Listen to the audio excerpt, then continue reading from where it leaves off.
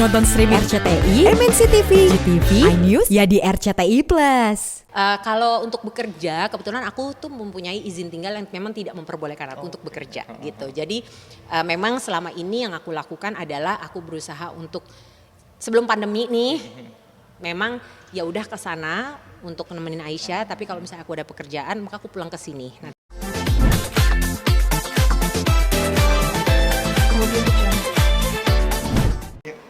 Kak Denara gimana nih tadi perform di panggung KDI ini, kalau boleh tahu ini pertama kali loh? Aduh, aku mau bilang aku seneng banget dari tadi tuh bisa di panggung KDI itu seneng banget. Pertama karena kan ini memori ya buat aku ya. Aku pernah jadi juri juga di season yang keberapa dulu gitu. Terus ini kan aku pertama kali lagi ke Indonesia setelah aku 2 tahun lebih di Singapura gitu, dan nggak bisa nyanyi, nggak bisa tampil di TV, nggak bisa nunggu di belakang panggung, dan hari ini bisa muncul lagi, bisa nyanyi lagi, bisa perform udah gitu sama Bunga. Tadi aku duetnya sama Bunga.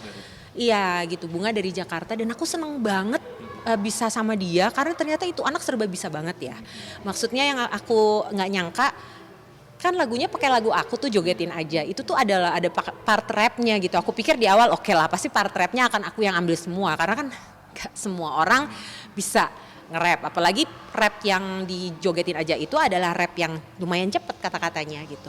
Ternyata dia bisa, itu satu. Terus yang satu hal lagi, ternyata dia bisa nari dan dia bisa nyanyi sambil nari gitu. Jadi menurut aku itu, aku seneng banget setiap kali aku bisa ketemu dengan seniman yang seperti itu gitu, yang dia bisa nggak perlu excel dalam artian nggak perlu perfect di semuanya gitu. Tapi paling nggak dia bisa tampil dengan baik gitu, baik di rapnya, baik di dance-nya, dan juga di nyanyinya dan di performa panggungnya gitu. Jadi menyenangkan banget sih dapat temen duet dia. Kak Denara kan tadi sempat menjadi juri di KDI ini. Iya. Lihat dari tahun ke tahun ini Kak, dan terutama untuk tahun 2021 ini, lihat para pesertanya sendiri ada perubahan nggak sih dari tahun-tahun yang dulu gitu pas? Sebenarnya sih kalau ngelihat sih kayaknya pasti sama, bukan sama aja ya, pasti berbeda pasti tentunya lah. Setiap orang kan masih, setiap peserta dan setiap season itu mewakili eranya masing-masing gitu. Mungkin di era aku pada saat aku jadi juri dulu ya, mungkin eranya itu lagi penyanyi dangdut vokalnya tuh harus, atau bukan harus lah, tapi eranya tuh sedang dengan style yang seperti ini gitu. Sehingga kalau kita melihat KDI, maka kontestannya banyak yang mengikuti dan atau mempunyai suasana menyanyi yang seperti itu gitu, atau warna yang seperti itu, atau gaya yang seperti itu. Karena memang trennya lagi begitu. Sekarang kan trennya udah beda lagi. Jadi setiap season tuh pasti kita akan ketemu dengan tren yang berbeda gitu. Tapi memang semakin kesini kan exposure kita terhadap musik, terhadap gaya menyanyi, terhadap genre baik dalam negeri maupun luar negeri kan menjadi lebih luas ya. Akses kita untuk bisa mendapatkan ilmu, mendapatkan referensi dari dalam dan luar negeri itu menjadi lebih mudah kan gitu. Jadi itu bisa terlihat gitu, misalnya kayak tadi gitu, aku bisa melihat salah satu peserta juga bisa menyanyikan lagu yang tidak dangdut gitu, tapi dia bisa membawakan dengan bagus gitu lah. Itu juga satu hal yang menurut aku juga menunjukkan bahwa exposure-nya semakin kesini mereka juga bisa menguasai hal-hal yang tidak hanya menyanyi dangdut saja, tapi mungkin hal-hal lain di sekelilingnya gitu. Dan terakhir nih Kak Denara sendiri untuk supportnya khususnya untuk KDI ya, musik dangdut di Indonesia ini seperti apa sih? Aku selalu bangga banget dan apresiasi banget ya dengan KDI karena aku tuh pernah dapat kesempatan untuk bisa nyanyi dan perform dan duet dan berkenalan dengan penyanyi-penyanyi dangdut yang luar biasa, Masya Allah, talentanya yang ada di penjuru Indonesia, di pelosok-pelosok tempat-tempat yang jauh dari kota, yang kayaknya mereka sendiri pun tidak pernah menyangka bahwa dan tidak pernah bermimpi untuk bisa datang dan manggung dan berdiri di panggung KDI gitu ya. Bergengsi sekali kan, ini panggung bergengsi, ini adalah kontes menyanyi dangdut yang juga sangat amat bergengsi gitu, berkualitas gitu. Jadi yang aku senang dengan adanya KDI ini, mereka ini jadi punya pintu gitu, bisa menjadikan KDI ini sebagai salah satu jalan untuk mereka bisa terlihat untuk mereka bisa mengembangkan bakatnya, untuk mereka bisa terdengar dan akhirnya mereka bisa punya karir di situ gitu. Dan itu menurut aku hal yang luar biasa karena banyak banget kita punya talenta yang Masya Allah yang menunggu untuk ditemukan kontes dangdut seperti KDI ini gitu. Kak Dinada sebelumnya boleh untuk minta update-nya kalau berkenan? Boleh. Oke. Kak Dinada untuk sekarang kesibukannya apa sih Kak kalau boleh tahu? Ini kalian kan 2 tahun ini sempat di Iya, Singapura. kalau di Indonesia ya pasti sekarang aku udah yang pasti emang kerja aja sih gitu. Jadi emang kesini niatnya untuk kerja, jadi ya sebanyak-banyaknya kerja. Aku di sini juga lumayan beberapa minggu. Dan selama beberapa minggu aku di sini ini aku berusaha untuk sebanyak-banyaknya bisa bekerja, sebanyak-banyaknya bisa mencari kesempatan untuk cari nafkah gitu. Untuk nanti of course aku juga nggak bisa terlalu lama di sini kan karena juga ada Aisyah di sana, jadi aku cepet-cepet balik juga. Sempat pulang hari kapan sih Kak kalau boleh tahu? Sempat pulang hari apa sih Indonesianya?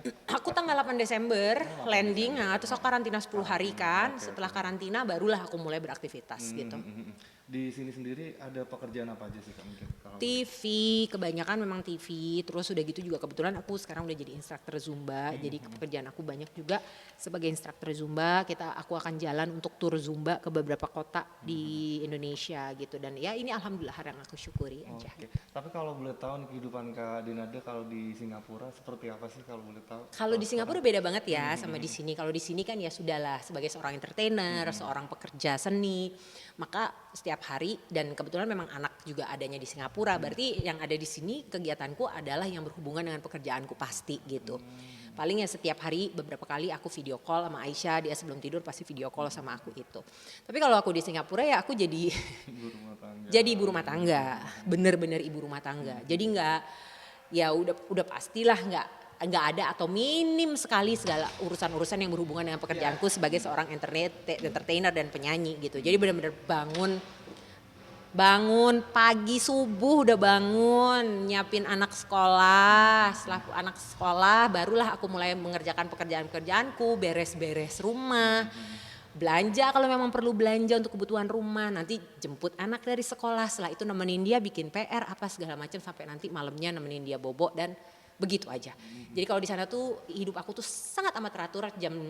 Waktu Wita itu di sana jam 6 pagi itu biasanya aku sudah bangun. Nanti jam 8 malam aku sudah ada tempat tidur lagi. Jadi kayak gitu. Kalau di sini kan kadang-kadang ya, ini namanya kerjaan kayak kita kan ya. Kadang-kadang kita bangun di jam 5, tidurnya jam 5 lagi ya kan. Ya udahlah, namanya itu pekerjaan kita di sini. Aku menikmati, aku mensyukuri sekali. Tapi sekarang udah nggak bisa terlalu barbar kayak dulu karena sekarang aku udah jadi instruktur Zumba, jadi aku harus lebih memperhatikan istirahatku juga karena aku harus bisa perform dan menjaga fisik aku supaya dalam pekerjaanku sebagai instruktur Zumba juga aku bisa prima. Tapi gitu. kalau pengen juga nggak Kak untuk nyoba sih pengalaman di Singapura gitu untuk ibaratnya instruktur Zumba atau mungkin nyoba nyanyi di cari rezeki di Singapura gitu? Iya. Kalau untuk bekerja, kebetulan aku tuh mempunyai izin tinggal yang memang tidak memperbolehkan aku untuk bekerja gitu. Jadi memang selama ini yang aku lakukan adalah aku berusaha untuk sebelum pandemi nih, memang ya udah ke sana untuk nemenin Aisyah, tapi kalau misalnya aku ada pekerjaan maka aku pulang ke sini. Nanti selesai pekerjaannya aku balik lagi ke sana. Seperti itu aja. Tapi kan sekarang pandemi nggak bisa begitu ya, gitu. Jadi ya memang karena memang aku nggak punya izin kerja di sana, jadi ya udah aku di sana memang hanya ngurusin rumah dan Aisyah dan ya ngurusin diri sendiri. Kerja musik juga paling rekaman apa segala macam yang aku lakukan juga di apartemen gitulah pokoknya ya. Dan kalau untuk masalah mencoba untuk di musik di sana, Singapura juga banyak sekali punya talent, maksudnya punya seniman-seniman, musisi-musisi yang luar biasa banget. Dan di sana kan mereka juga sama kayak di sini ya, diverse banget dan beragam banget. Mereka itu di sana bahkan ada multi ras ya di sana itu. Jadinya setiap kita ngelihat di sana tuh vibrant banget, kaya sekali juga seninya gitu. Jadinya aku penikmat aja.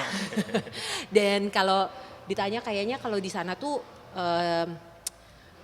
yang masih namanya tuh ngetop banget dan kedengeran banget di dunia seni di sana itu dari Indonesia itu justru mama aku. Ya, jadi kalau di sana orang ngelihat aku tuh nggak tahu aku siapa. Tapi kalau misalnya aku jalannya sama Emilia Contessa, biasanya mereka tuh ada aja yang minta foto gitu. Jadi ya memang begitulah gitu. Itu suatu kayak aku tuh kayak di Singapura sama di Indonesia tuh bener-bener dua manusia yang sangat berbeda dengan keseharian yang sangat berbeda. Tapi aku mensyukuri loh dua-duanya. Aku seneng dua-duanya. Kalau di sana aku juga aku nggak terlalu merasa tersiksa. Kecuali tersiksanya cuma kalau nggak bisa cari nafkah itu pasti tersiksa. Tapi selain itu dengan keseharian aku yang berbeda sekali dengan di sini, aku syukuri dan aku nikmati. Akan sebulan sekali atau berapa kali sih? Aku harap, Gitu, Kak. aku harap kita semua nih bisa sama-sama berdoa ya, semoga ini pandemi ini benar-benar bisa stabil, terkontrol dengan baik gitu. Karena kalau itu terjadi maka aku bisa kerja. Bukan cuma kita semua ya, cuma khususnya buat mungkin orang kayak aku yang situasinya memang kayak aku sekarang ini nggak bisa terlalu lama ninggalin Aisyah, ninggalin anak di sana gitu. Jadi aku bisa kayak dulu tuh aku bisa subuh pulang ke sini pakai first flight, kerja di sini, nanti malamnya pakai last flight tuh aku pulang ke Singapura. Bisa kayak gitu. Kalau sekarang kan karantinanya aja udah berapa hari. Bukan masalah karantina berapa hari. Masalahnya karantinanya berapa harganya. Gitu.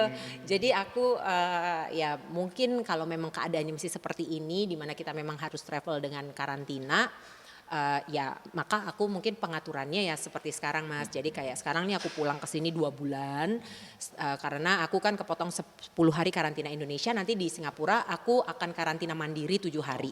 Dan aku nggak mungkin karantina di rumah karena ada Aisyah. Jadi aku pasti akan karantina di tempat lain. Berarti 17 hari aku sudah buat karantina. Berarti aku palingnya di sini harus 2 bulan.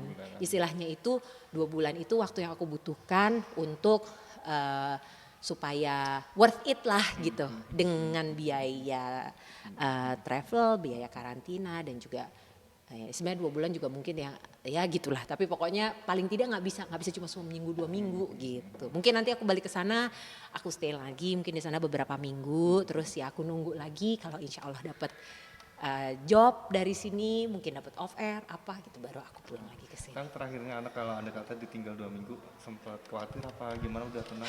Kalau khawatir mah pasti khawatir, aduh tiap hari, tiap detik pasti doanya itu, gitu loh. Pas mau pulang ke sini juga, aduh percaya nggak Mas, ya pesawat aku itu pas mau pulang ke sini itu jam 16.30. Aku baru beli tiket jam 8.30 pagi, hari yang sama. Itu saking aku tuh ya Allah ini tuh benar keputusan yang benar atau tidak untuk aku ke Indonesia untuk bekerja. Karena memang pilihannya nggak ada, aku harus pulang, aku harus kerja karena aku harus cari nafkah. Tapi di saat yang sama aku juga seorang ibu, anakku di sana juga nggak mungkin aku semudah itu, seringan itu ninggalin dia ke Indonesia gitu. Jadi kalau worry, sedih, kangen, rindu itu udah pasti. Tapi kan keadaannya seperti ini dan kita syukuri karena ini jalannya Allah lagi untuk nolong kita. Paling itu sih Mas.